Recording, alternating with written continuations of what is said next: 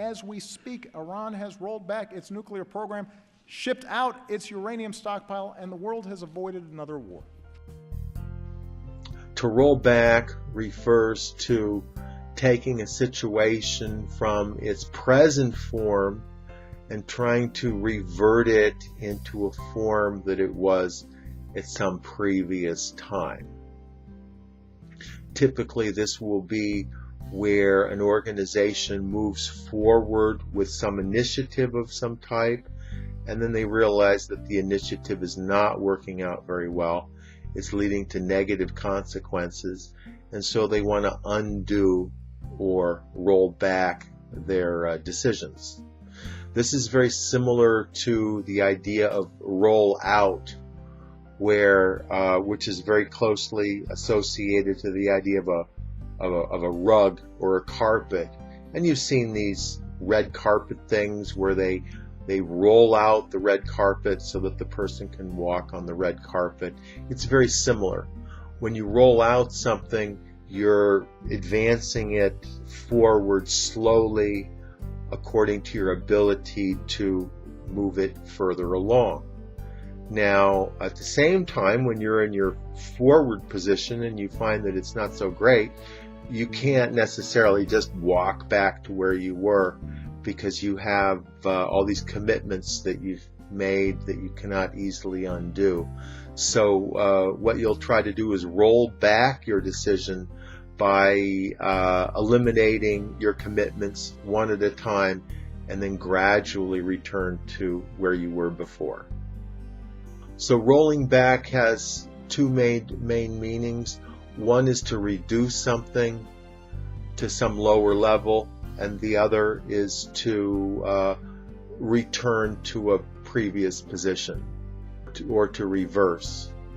There was a Chicago teachers strike a few years ago where the teachers struck on the first day of the school year, and they forced the mayor to give them higher salaries, which were outside of the budget of the education department. So ever since then, the mayor has been trying to roll back these pay increases one way or another by laying off teachers, closing schools, and trying to reduce salaries any way that he can, because at least according to him, he raised the salaries to an unsustainable level.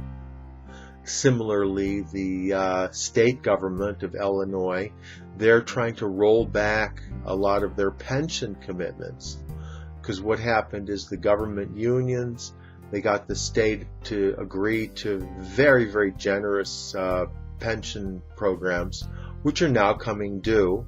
And the only way to make good on these pension promises is to raise taxes, but taxes are already pretty high. So what they'd like to do is roll back some of the promises they made on pensions.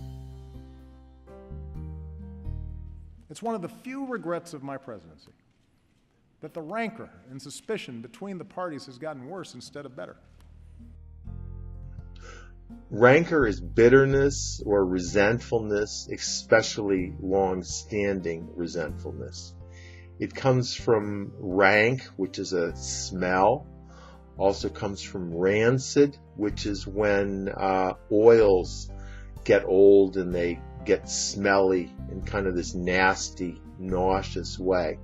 So similar to these old oils being sort of nauseous, long-standing disputes and anger with other people can also get kind of nasty too, to the point where these people really do hate each other, and they actually hate them a lot. So that's where rancor comes from, and usually it's used in the context of organizations, typically political organizations, where they just can't seem to get together to agree on anything.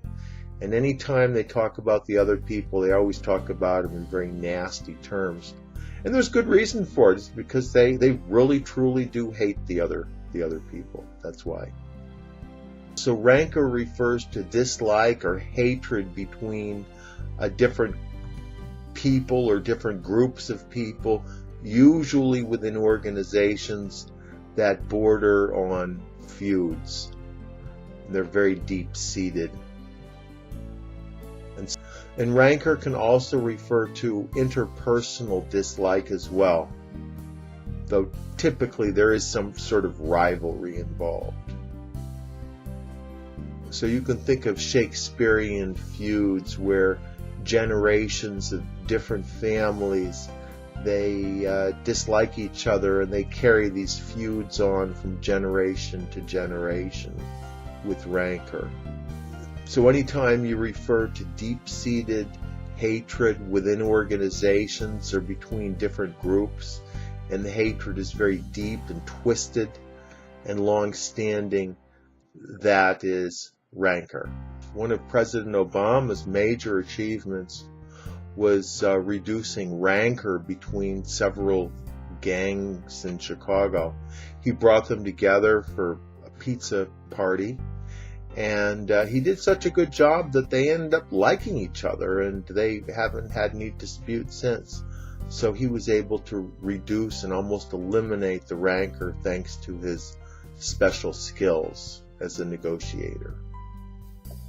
On the other hand, Nelson Mandela, he was in prison for like 30 years. And certainly he had every right to be a very, very bitter man. But then they let him out of prison. He ended up becoming the president of South Africa. And he was able to run the country with very little personal rancor. And by doing that, he was able to reduce rancor between groups of people who had pretty deep, long-standing reasons to hate each other.